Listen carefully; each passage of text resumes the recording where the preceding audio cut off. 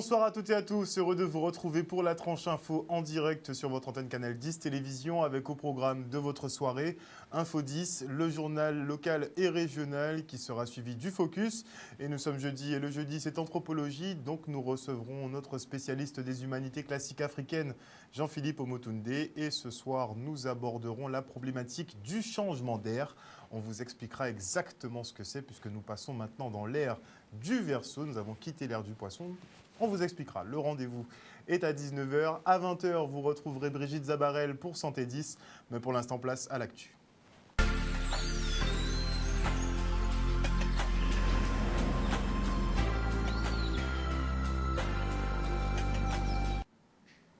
Nous sommes le jeudi 16 juillet 2020 et aujourd'hui, 4 militants anti-chlordécone et activistes RVN ont été interpellés à leur domicile en Martinique. S'en est suivi un mouvement de protestation contre la répression policière et l'abus d'autorité.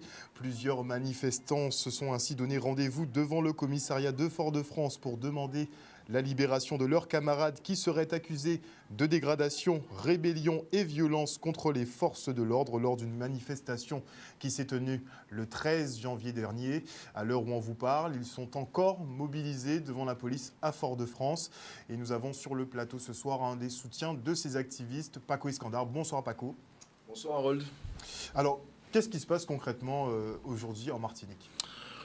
Mais écoutez, tout simplement ce matin, on a été très surpris parce que effectivement des forces de l'ordre ont débarqué directement au domicile de certaines personnes que l'on reconnaît comme étant des activistes du RVN. Pour les gens qui ne connaissent pas qu'est-ce que le RVN, c'est le rouge, vert, noir, rouge, Venouais.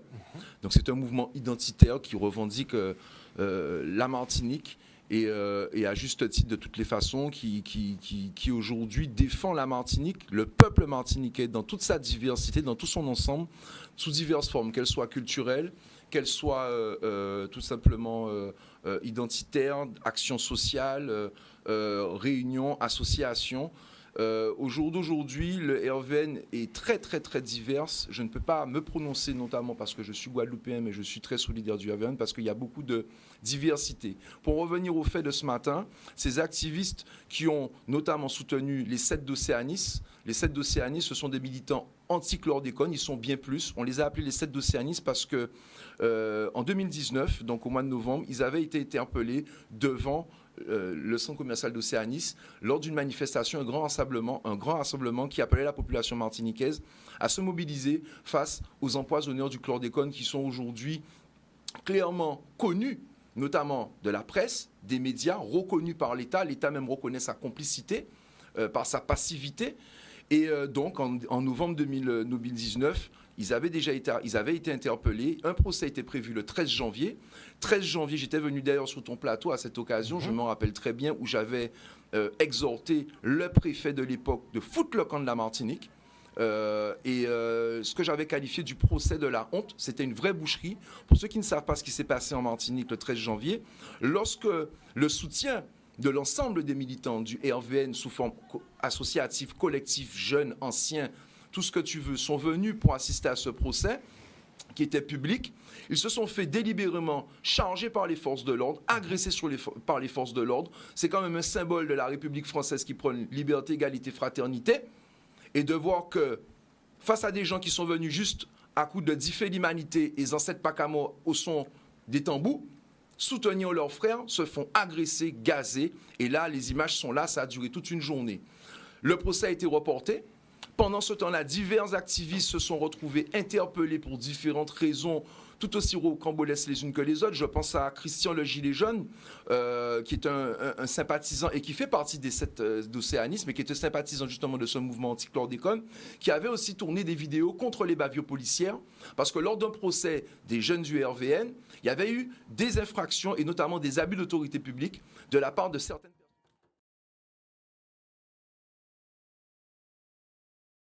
Des vidéos, comme on en voit sur YouTube, comme on voit sur Brut pour ne pas les citer. Ça avait eu un fort retentissement sur les réseaux. Il s'est fait interpeller chez lui au matin aussi, mettre en garde à vue, confisquer son matériel de travail. Et donc, lors de ce procès, justement, il y avait eu forcément des frictions. Et ce que je vais vous dire par là, c'est qu'aujourd'hui, on aboutit à quoi ? à une intimidation, une force de pression, c'est du harcèlement que font les forces coloniales. Je dis clairement les forces coloniales parce que ce n'est rien d'autre, ok? Et je défends quiconque de me dire que Paco Iskandar, l'irréductible, et que le mouvement Nation, c'est un mouvement indépendantiste. Non, c'est un mouvement qui milite pour l'humanité. Nous, pas dans le Black Lives Matter, c'est chaque moun, ni place à yo, tout moun c'est moun. Et on milite pour le respect et la dignité de l'être humain. Aujourd'hui, le RVN est dans cette position. Il milite pour le respect et la dignité des Martiniquais.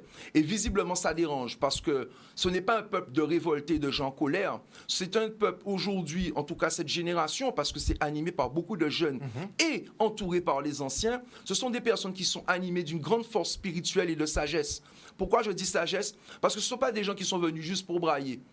Ce sont des gens qui connaissent les dossiers. Ce sont des gens qui sont instruits, qui sont conscients de leur potentiel. Et là où des gens pensent qu'on est dans la lutte, on est dans la lutte s'il y a une riposte à avoir. Mais quelque part, cette génération du RVM, tout comme les frères de Guadeloupe, tout comme différents mouvements aujourd'hui qui sont dans cette forme d'émancipation, là où les gens nous voient dans la lutte, on n'est pas dans la lutte. On est apaisé. On n'a plus peur. Pas parce qu'on a peur. On n'a plus peur, Jean, de l'oppression. On n'a plus peur de qui on est. On n'a plus peur de ce qu'on est. Et on est persuadé qu'on n'a rien à envier à personne et on sait exactement de quoi nous sommes capables et ce à quoi nous avons droit, non pas vis-à-vis de la République, ce à quoi nous avons droit au nom de l'humanité. Et aujourd'hui, que ce soit les Guadeloupéens, les Martiniquais, les Guyanais, les Réunionnais, les gens de Mayotte, les frères et les sœurs de la Caraïbe, on est conscient de notre potentiel. Les Martiniquais l'ont compris. Aujourd'hui, les Martiniquais t'ont fait comprendre et te font comprendre, tout comme moi je le fais au niveau de la Guadeloupe. On est français, ok. Si on est français, traite-nous en tant que tel.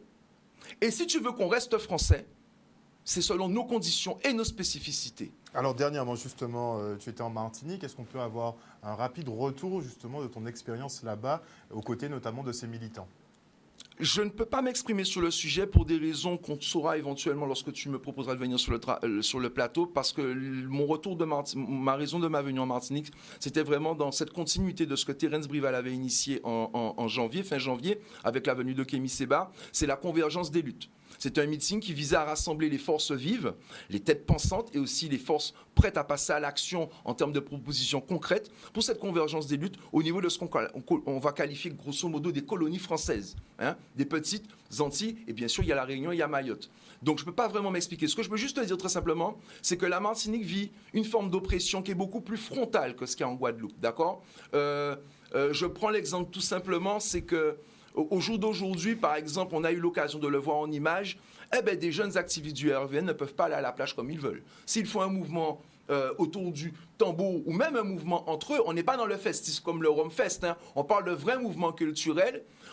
Ils sont grosso modo poursuivis et carrément raccompagnés en dehors de certaines plages. Ils sont un petit peu harcelés, ils sont suivis par hélicoptère. Je pense au frangin de Guadeloupe, Olivier, qui était là-bas à un moment donné. Ses frères là, t'es fait un petit barbecue, avait un petit coup de tambour. Hélicoptère, t'es cavine. Mounja, voyez, gendarme en bas là. C'est un genre, c'est vraiment d'un genre. Maintenant, je pense que c'est parce qu'on connaît l'histoire aussi de Guadeloupe-Martinique vis-à-vis de l'esclavage. On sait très bien aujourd'hui qu'il y a une certaine forme d'oppression qui est concentrée en Martinique, notamment vis-à-vis d'une certaine communauté qu'on appelle des béquets, d'accord?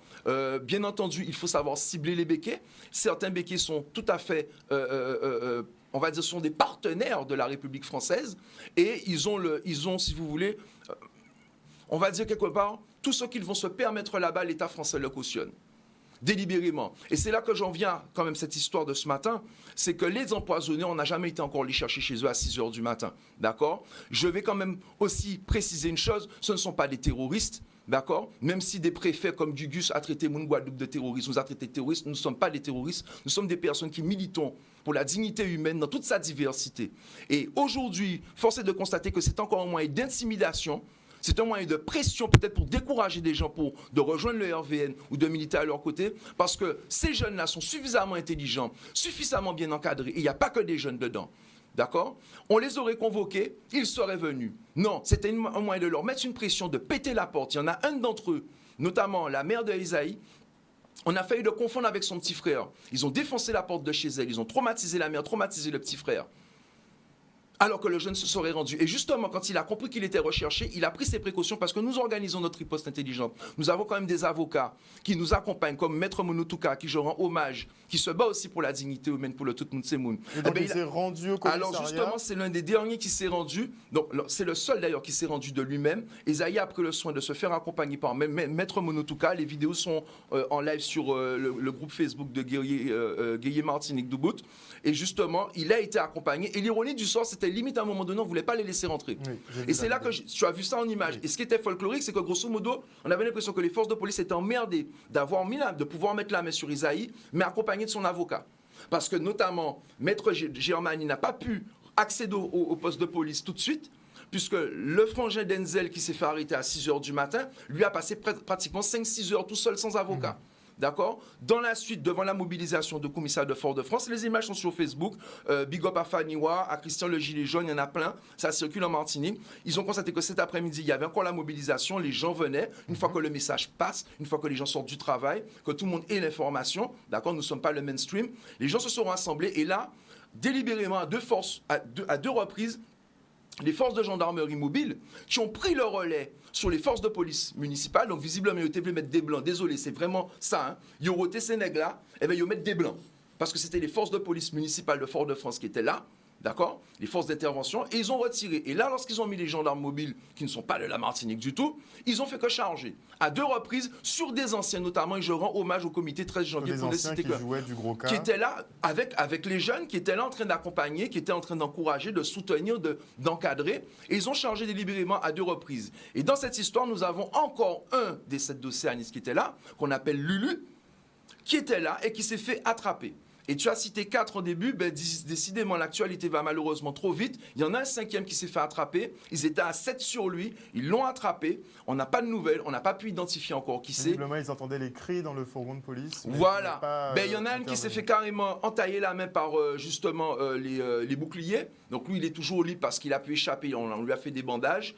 Voilà. Donc voilà ce qui se passe depuis ce matin en Martinique. Pourquoi j'ai voulu avoir cette intervention, et je remercie Canal 10 de le permettre, c'est que je reste tout à fait scandalisé de la part de nos élus politiques guadeloupéens, d'accord. J'étais déjà venu et j'en avais parlé, et décidément l'actualité me rappelle que j'ai certains manquements, malheureusement on porte des gammes un peu partout, mais Olivier Servat, tu vas me voir très prochainement et facilite-moi la tâche, invite-moi, parce que je trouve inconcevable qu'un député délégué de je sais pas quoi, parce que finalement je me demande à quoi tu sers, je dis clairement, comment les députés aujourd'hui de la Guadeloupe peuvent rester aussi statiques, aussi passif, aussi stérile vis-à-vis des scandales qui se passent en Martinique et vis-à-vis de ce qui se passe en Guyane et vis-à-vis de ce qui se passe à La Réunion. À quel moment on fait front? Juste pour pouvoir négocier des lois qui vont permettre de faire quoi?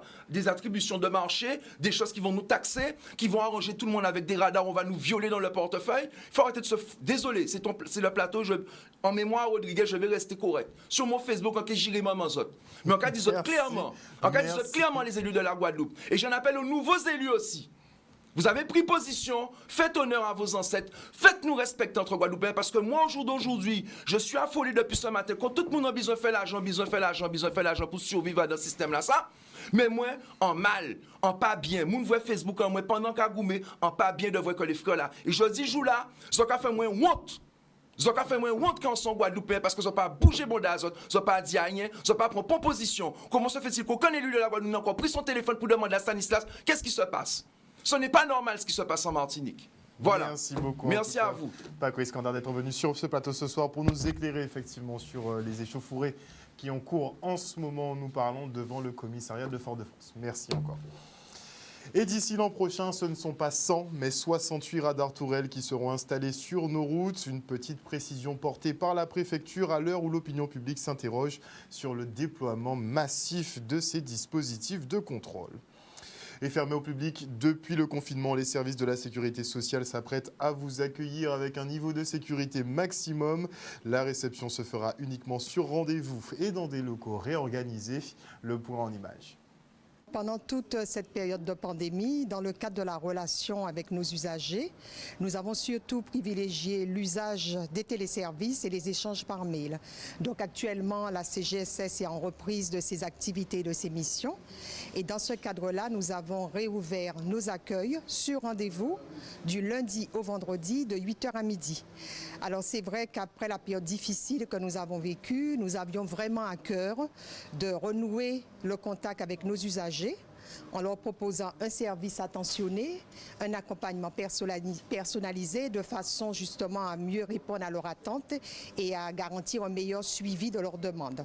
De façon à garantir un accueil optimal donc, de nos usagers, nous avons réaménagé l'ensemble de nos accueils de façon à pouvoir respecter les gestes barrières et la distanciation physique. Donc cet accueil sur rendez-vous nous permet aussi donc, de fluidifier les files d'attente sur les différents sites, d'où un gain de temps pour nos usagers qui semblent effectivement apprécier cette nouvelle modalité d'accueil. Ça se passe plutôt bien. D'accord, puisqu'avant le Covid, on recevait les gens, c'était l'accueil du tout venant, et depuis, donc nous reprenons l'activité progressivement. En rendez-vous, nous recevons les assurés en rendez-vous et c'est vrai que depuis que nous recevons en rendez-vous, ça se passe plus sereinement et nous pouvons plus facilement recevoir les assurés, traiter leurs demandes et non, ça va, ça se passe très bien. Tous les usagers ont leur masque, tous les usagers respectent les distances. Nous avons mis une affiche à l'entrée et ça se passe bien. Tous les usagers respectent les consignes que nous avons mis en place pour qu'on puisse nous protéger les uns les autres en fait. Pour prendre rendez-vous, donc les usagers ont à disposition différents canaux. Alors nous demandons encore de privilégier donc la prise de rendez-vous à partir donc des services en ligne. C'est très rapide, c'est très simple et efficace et l'usager donc a la possibilité d'avoir un rendez-vous dans les 5 jours. Donc il va sur soit le compte Amélie, l'espace retraite, le compte MSA, donc selon sa demande. Sinon, les usagers peuvent aussi contacter donc, les plateformes de services.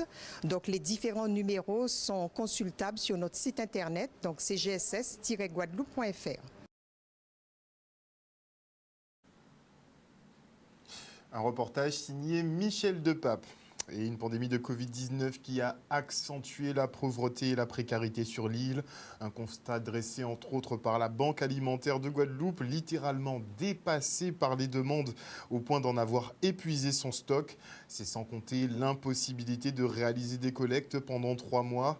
Alors, pour les aider à poursuivre leurs actions auprès des publics sensibles, le département a alloué à la Banque alimentaire une enveloppe supplémentaire pour l'achat de denrées. Regardez.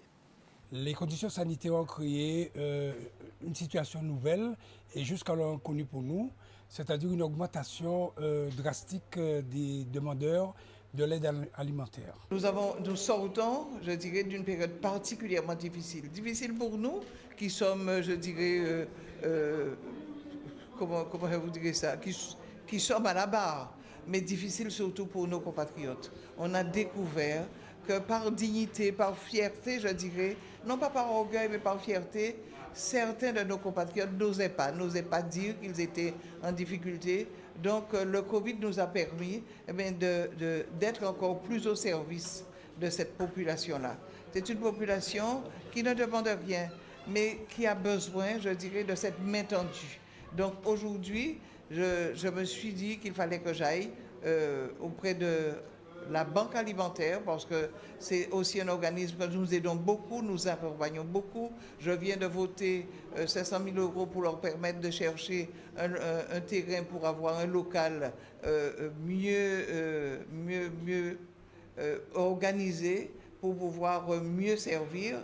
Et puis leur donner aussi 60 000 € pour leur permettre de refaire leur stock, puisque le stock a été quand même largement déjà distribué. La collecte du mois de mai n'a pas pu s'organiser et la collecte de novembre est aussi compromise. Il faut savoir que dès lors qu'on a été en période de confinement, on a lancé une alerte au niveau des entreprises locales qui ont pignon sur rue en leur demandant, en leur expliquant notre situation de détresse pour accompagner les bénéficiaires. Et ces associations, ces entreprises ont répondu positivement. On a été bien accompagnés à ce niveau-là. Et ça nous a permis d'acheter des produits de première nécessité et aussi des produits bébés qui ont facilité la vie des familles pendant cette période. Beaucoup de nos compatriotes, par exemple de Roubaix, de Trois-Rivières, de Capesterre, viennent ici en toute discrétion faire leurs courses, être aidés et être accompagnés. Donc, ma visite ici, accompagnée d'un certain nombre de mes collègues, d'Élie Califère, qui est président de la commission insertion, ça montre bien aussi il faut accompagner, il faut aider, il faut insérer, il faut faire en sorte que le conseil départemental, dont c'est la mission première, c'est notre ADN, que ces organismes sachent aussi, ils le disent, mais il fallait quand même, en venant ici, rassurer le personnel, rassurer les présidents et rassurer ces bénévoles, parce que ces associations fonctionnent aussi avec beaucoup de bénévoles. Ces bénévoles que j'appelle les piliers de la Guadeloupe, ces associations qui sont les béquilles de la Guadeloupe, mais je devais venir tout simplement leur dire merci et leur dire qu'ils peuvent encore compter sur le conseil départemental, parce que nous devons être prêts à parer au pire. Nous pouvons avoir un cyclone demain, nous pouvons être reconfinés dans les prochains mois, on ne sait jamais. Savoir qu'il y a un organisme capable de les aider, de les accompagner, c'est tout simplement ce que je voulais dire aujourd'hui. Un sujet d'Olivier Félix.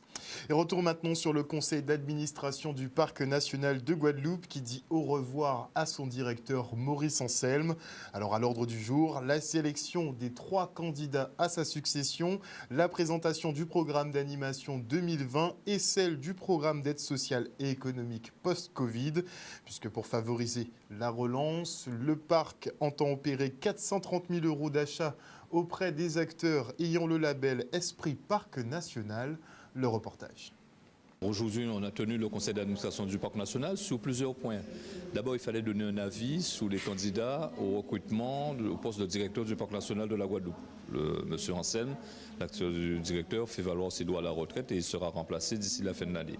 Ensuite, nous avons débattu sur l'aide que nous pouvons apporter à la reprise économique de la Guadeloupe à hauteur de 430 000 € à peu près, où nous allons consacrer cela pour aider les Marocains, c'est-à-dire les acteurs économiques qui bénéficient du label Esprit Parc National, qui vont nous permettre d'acquérir un certain nombre d'articles, de denrées que nous mettrons à la disposition des communes au niveau des centres communaux d'action sociale pour les accompagner dans l'aide, la solidarité que nous pouvons donner aux Guadeloupéens. Une approche de solidarité du parc au secteur économique de l'agriculture également que nous allons accompagner, et au niveau des acteurs de la mer, des clusters maritimes, nous aurons aussi un accompagnement financier. On va consacrer 430 000 € le budget à la relance économique de la Guadeloupe après le phénomène Covid. Et puis nous avons aussi parlé de l'aire d'accueil de Capesterre-Bélo, la deuxième chute du Carbet. Là aussi, nous allons améliorer le service en renouvelant le marché de concession. Donc c'était vraiment un conseil d'administration en présentiel après Covid, avec de grands enjeux et qui va permettre au Parc national d'être présent sur le territoire en matière de développement économique. Le programme d'animation, c'est un programme annuel que le Parc national propose à la population de la Guadeloupe, mais aussi aux visiteurs. Et chaque année, nous proposons un ensemble d'activités sur le territoire, sur les communes adhérentes, partenaires, en relation avec justement les entreprises partenaires Esprit Parc. Ce qui a changé, c'est déjà le contexte. Généralement, le temps fort, c'est juillet-août. Cette année, ce sera uniquement juillet pendant une période d'à peu près 20 jours. 20 jours d'activité, on a essayé de compresser, tout en insistant sur les gestes barrières. On a essayé de mettre en place un programme riche à destination de la population. Et cette année, si on parle d'innovation, on a une véritable chasse au trésor sur 4 sites du parc où on appelle les Guadeloupéens à venir découvrir ou redécouvrir le sentier de randonnée du parc. Et maintenant, on part du côté de la base nautique de Sainte-Anne, qui est à nouveau à flot. Après plusieurs mois de fermeture forcée due au Covid, les activités nautiques peuvent enfin reprendre pour le plus grand plaisir des enfants et des parents, qui pourront les laisser à la base d'ailleurs. Regardez. Ça y est, c'est reparti depuis une semaine déjà, depuis début juillet, avec les prescriptions strictes que nous respectons ici. Nous accueillons de nouveau du public, les scolaires, les CLSH, bref, tous les groupes les personnes de tout âge, les jeunes, les moins jeunes, les personnes porteurs de handicap, les personnes à mobilité réduite. Enfin bref, il n'y a pas de restriction à venir découvrir ces activités autour des activités historiques que nous avons, la voile traditionnelle, les supports historiques, la planche à voile, le laser, les dériveurs, mais également des choses innovantes, du matériel nouveau dont nous avons fait l'acquisition il n'y a pas très longtemps, que nous proposons dorénavant. Et c'est l'occasion d'inviter tout le monde de venir à Sainte-Anne ici sur cette belle plage. Oui, nous sommes heureux que la collectivité régionale nous accompagne dans ce projet. Nous avons su les convaincre de l'opportunité de la convergence de cette politique autour de l'économie bleue et de la correspondance justement de ce projet à cette belle ambition pour la Guadeloupe. Donc, indubitablement, la collectivité régionale permet justement à nous autres de mettre en œuvre les différentes actions liées au volet formation, au volet économique, au volet touristique, au volet social et éducatif. Enfin bref, c'est un projet multidimensionnel auquel nous nous attaquons et nous sommes très enthousiastes et très contents de le faire. Les enjeux sont énormes. Les enjeux tournent autour des métiers de la mer, de l'épanouissement, du développement de nos sociétés et de notre peuple autour de son environnement maritime, d'une intégration. Le discours serait long s'il fallait détailler l'ensemble des choses qui sont importantes qui ont trait à la mer. Ce qu'on propose simplement, c'est de venir vérifier quel bien ça fait, quel plaisir on tire à pratiquer ici à Sainte-Anne. Et maintenant, je reçois Carly Coppol, qui est directrice de l'agence Mayotte Antique Travel. Bonsoir, Madame Coppol. Bonsoir. Alors, avec vous ce soir, on va parler d'un enjeu assez crucial pour le tourisme. Ça va être le développement, effectivement, d'offres, on va dire en local. Exactement. Donc, des offres guadeloupéennes pour des Guadeloupéens. Extrêmement compliqué quand on a mis des années, justement, à vendre toutes sortes d'autres destinations. Compliqué, non. Totalement. Alors, dans le cadre où on est actuellement, où on ne peut plus vraiment voyager, c'est maintenant le moment pour nous de redécouvrir notre Guadeloupe et de découvrir sa richesse. Puisque si les autres viennent pour pouvoir découvrir cette culture, cette richesse qu'on a... C'est bien qu'elle est riche. Voilà. On est d'accord. Exactement. Donc nous avons travaillé avec l'Office de tourisme Le Nord Guadeloupe pour créer des expériences authentiques et uniques sur l'ensemble du territoire Nord Guadeloupe et promouvoir justement cette richesse à un autre niveau. Alors justement, le Nord Grande Terre, en général, bon, on dit qu'il n'y a pas grand-chose là-bas. C'est ce qu'on croit. Qu'il n'y a pas grand-chose. Donc, qu'est-ce que vous nous ferez découvrir concrètement sur le Nord Grande Terre? Alors, en fait, on a travaillé nos packages sur un format chasse au trésor. Donc, ça se fait en totale autonomie. Ça me parle, ça. Ah, voilà. Il y a des vrais trésors à gagner ou pas? Il y a des trésors à gagner, puisque le Nord Guadeloupe a fait ce qu'il faut pour que vous repartiez avec votre kit aventurier une fois que vous avez découvert chacun des territoires. Donc, nous avons mis en place 5 packages. Port-Louis, Petit Canal. Donc vous pouvez faire... Chaque territoire de la communauté d'agglomération Nord-Basse-Terre a un parcours. Nord-Grande-Terre a un parcours. Exactement. D'accord. Donc vous pouvez à Port-Louis, vous pouvez prendre un petit déjeuner, un didico à Anse-Bertrand au lever du soleil. Vous pouvez faire du yoga au moule au coucher du soleil. C'est assez varié. On est sur la thématique du bien-être et on a un côté éco-responsable. Donc on vous fournit du matériel pour être sûr que vous ne salissez pas nos sites. D'accord. Et oui, donc vous allez avoir votre gourde, ce qui vous évite de ramener du plastique et de laisser à l'abandon. Et en plus de ça, on a imaginé plusieurs mascottes sur chacun des circuits pour vous aider justement à faire votre parcours en totale autonomie. Alors, la mascotte de Mornalo, on imagine que c'est un crabe? Eh ben non. Eh ben non. J'ai été à la facilité. Mais je me suis dit, et tout le monde se pose la même question, pourquoi c'est pas un crabe? Mais on a voulu justement vous faire découvrir qu'à Mornalo, et à Vieux-Bourg-Mornalo plus précisément, oui, il y a d'autres espèces qui ont existé et qui ont aussi laissé leur nom à cette... C'est une surprise ou bien on peut... C'est une surprise. D'accord, donc je vous invite à aller sur le site de mayotteantiquetravel.fr pour pouvoir en savoir plus sur ces packages. Et suivez aussi également la page du Nord Guadeloupe puisqu'ils communiquent aussi sur l'ensemble des offres qu'ils ont sur ce secteur. Donc le Nord Grande Terre qui se veut vraiment actif pendant cette période. Totalement. Et inviter tout le monde à découvrir ce territoire. Et c'est le moment de le faire. Merci beaucoup en tout cas Carly Coppol d'être venue sur ce plateau ce soir. Et on invite effectivement les téléspectateurs à participer à ces chasses au trésor sur notre île qui est extrêmement riche. Mais on veut quand même des cadeaux et on veut aussi peut-être un coffre rempli d'or, je ne sais pas. Ah, surprise. Franchement, toute la Guadeloupe participerait. Hein. Je dis ça, je dis rien. C'est la surprise. Je vous laisse découvrir. Merci beaucoup en tout cas. Merci à vous. Voilà, chers téléspectateurs, nous sommes arrivés au terme de ce journal. Merci pour votre fidélité. N'oubliez pas que sur Canal 10 Télévision, vous faites l'information que nous diffusons. Passez une excellente soirée à l'écoute de nos programmes. Bisous.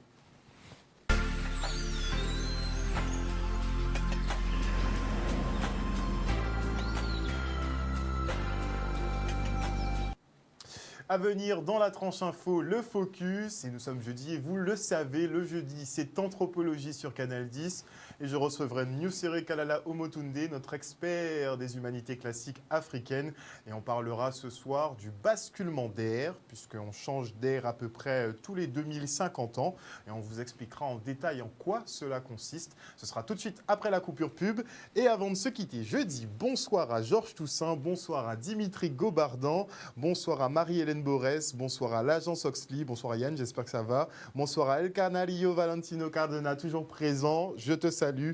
Bonsoir à Madly Congré, bonsoir à Wanaka Apatore, bonsoir à JL Desoutils, bonsoir à Max Macambou, Kijan Max, bonsoir à Teddy Bamberg, bonsoir à Mélanie Bréant, bonsoir à Axel Albina, bonsoir à Sireps Laguep, bonsoir à Campats, bonsoir à Denis Juminière, je suis désolé, je ne pourrais pas citer tout le monde, puisque la liste est extrêmement longue. En tout cas, merci à vous tous qui nous suivez. Merci à Olivier Goudet qui nous suit effectivement de la Guyane. Ça nous fait plaisir. Bonsoir à Maïti et Anis. J'espère que ça va bien, Anis. Bonsoir à Olivier. Non, vraiment, je ne pourrais pas. On se quitte pour une page de pub et on se retrouve tout de suite après.